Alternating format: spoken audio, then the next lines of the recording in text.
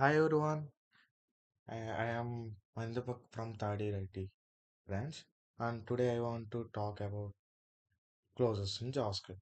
Alright, so what is a closure? Simple put, a closure is a function that remember the variable from its outer scope even after the outer function has finished executing. Think of it like a backpack where a function carries along the variables it needs. Let's at a quick example to make clear. Here the JavaScript code. Outer function will create a local variable counter and hi everyone, I am Manidapak from Tadi IT brand. Today I want to talk about closures in JavaScript. Alright, so what is closure? Simply put a closure in a function. Remember that variable from its outer scope. Even after the outer function will be executed. Think of it like a backpack where a function carries along the variables it needs. Let's look at example to make this clear. Here's the JavaScript code. The outer function create a local variable called count, then return the inner function. Even though the outer function has finished executing, the inner function still access the count because of the closure. Then promise. Three ways to handle asynchronous operation.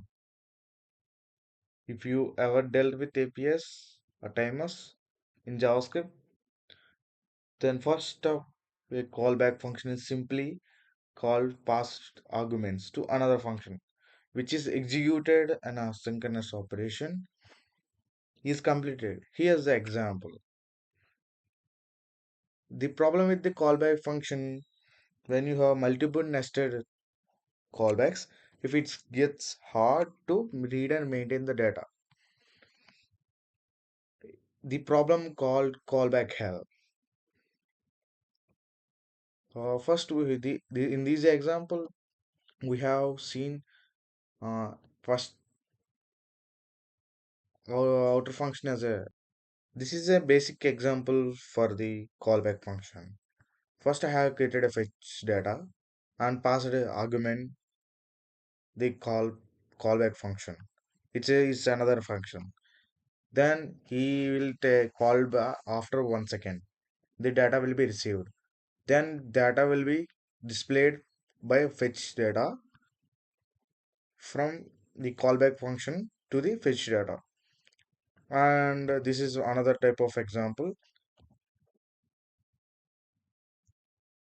The fetch data will passes the data to the process to inner functions, and the data process will be done on the arrow function, and it will be nested to the save, and save passes an arrow function and it will be displayed done. In this process, this will be complicated to read and maintain data.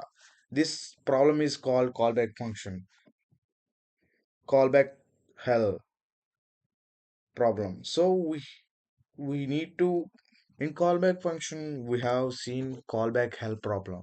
To resolve this, we can use promises. A promise represents a value that will be available in the future, either successful or rejected with an error.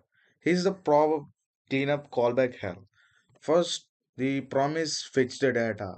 Then the data will be processed by process data, and then the result will be saved by result save, and then it will be displayed by this.